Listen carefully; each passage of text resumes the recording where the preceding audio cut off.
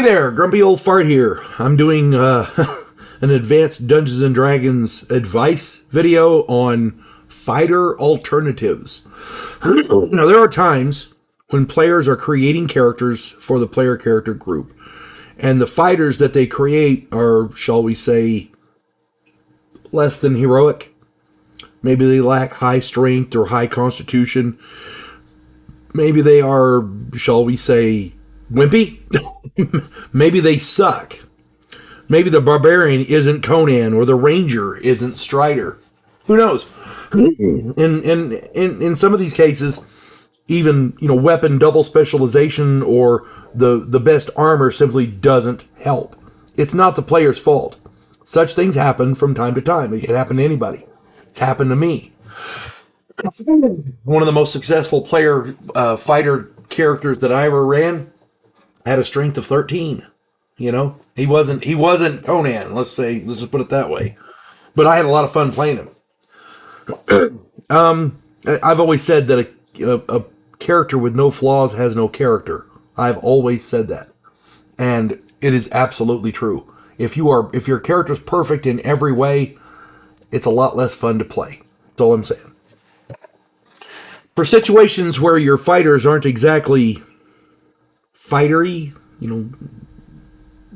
badass, for example. For situations like that, sometimes other party members have to step up and fill the void left by the fighter types that are stymied by bad die rolls and pitiful circumstances. You never know. And again, none of this is the player's fault. Everybody has bad die rolls. Everybody. Especially me with a 1 on my savings throw the other day. Yeah. Total party kill. Clerics can wear armor and use heavy weapons. Their to hit charts are the second best to fighters. Many of their spells are good to use before, during, and after combat. Remember, clerics are the healers. Druids can wear non-metal armor and can use a variety of different weapons.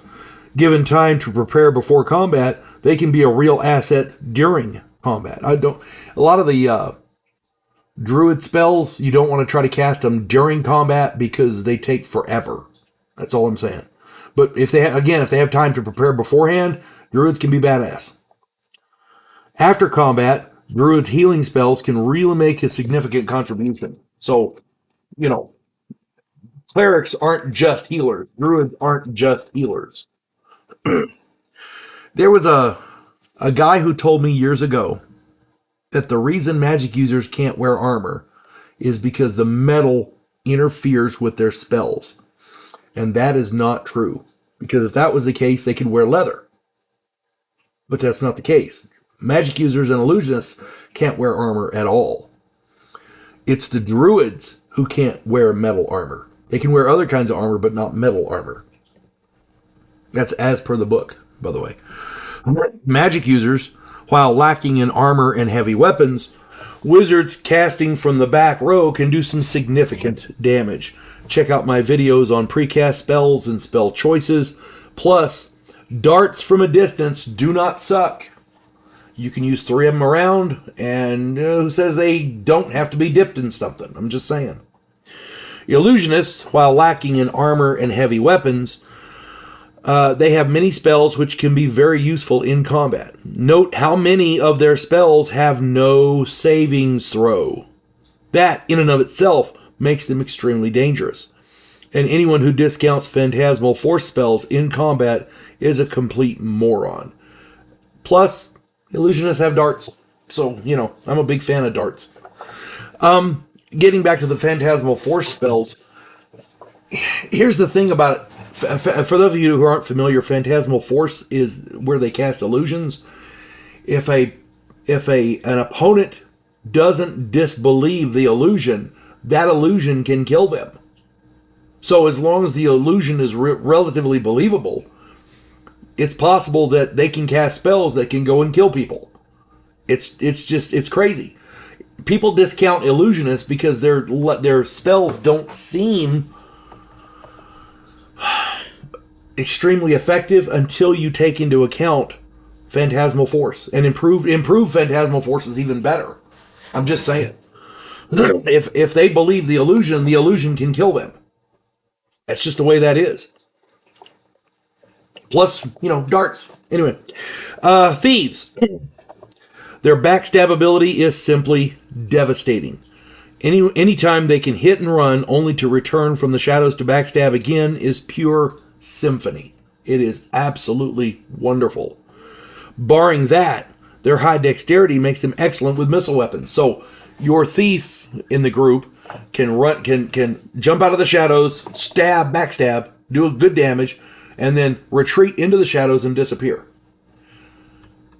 Then he can start using his bow from the shadows. If he doesn't get another backstab opportunity, for example, if the battle moves away and he doesn't want to leave the shadows, the safety of the shadows, because if they can't see him, they can't hit him.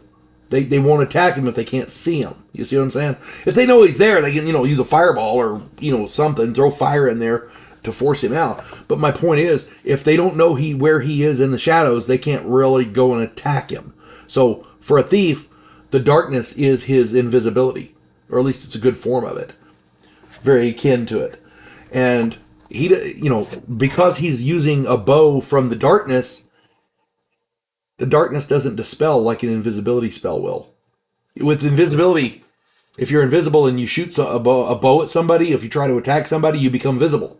Well, in this, if he's hiding in the shadows, arrows coming out of the shadows they're just arrows coming out of the shadows. You can do that all day long. And the darkness doesn't go away. You see what I'm saying?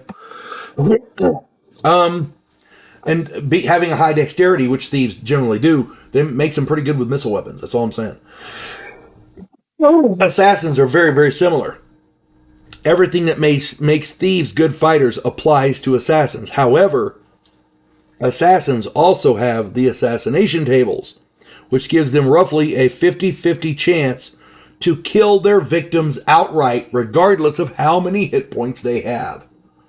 Assassins can be, oh my god, devastating from surprise. No matter what character class I am running, I always try to make a character that can take or avoid and deal lots of damage. In one game, our fighters and clerics were arguing over which tactic to use, so my wizard charged down and started smacking bad guys with precasts, magic missiles, and shocking grasps. When the group finally spurred into action, I backed off and started using fireballs and lightning bolts. The more heavier spells from a distance. In another game, our paladin our paladin convinced others not to attack the kindly old wizard. My chaotic good cleric charged in and bashed his skull in for the greater good. Now, I'm not saying that defying the paladin in the group is not generally a good idea. You have to have good reason for it. And my character in that game, I'm not going to get into the specifics because it would take forever. But my character knew this kindly old wizard wasn't a kindly old wizard. He was one of the big bad guys. There was a group of them and he was one of them. This guy needed to die because he was doing a lot of bad things. He was allowing bad things to happen. He was causing bad things to happen. The paladin thought at the time that he was just a kindly old wizard. So I had the proof, but this guy was getting ready to kill people, so I had to stop him. Okay? My cleric rushed in and bashed his skull in. Sometimes you have to. No matter what character you have, you need to be ready to jump into the mud and blood and hack and slash and bash and skewer like the most blood-soaked murdering cutthroat barbarian. Remember, stereotypes will get you killed. It's survival that counts. And if you don't have a Conan, you better damn well come up with a John Wick or two. That's all I'm saying. And sometimes with John Wick, John Wick is an assassin. He's not a fighter. He fights well, but he's not a fighter. He is an assassin. Just saying. I hope this finds everybody well, and I hope my advice helps people. And again, I'm not trying to tell you how to run your game. I'm just trying to give you the benefit of years of experience playing this game and running it. And if you feel the need to ignore all of my advice, hey, no problem. You're not going to offend me. If you have a counterpoint, put it in the comments. I'd love to read it. You know, I am not perfect. I don't know everything. I'm just saying. I hope this finds everybody well. You folks have a good one. God bless one and all.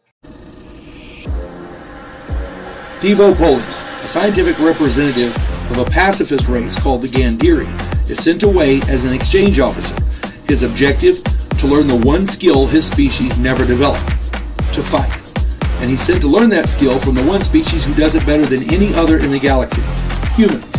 If you like science fiction with an upbeat military tone, check out my novel, Vanguard One.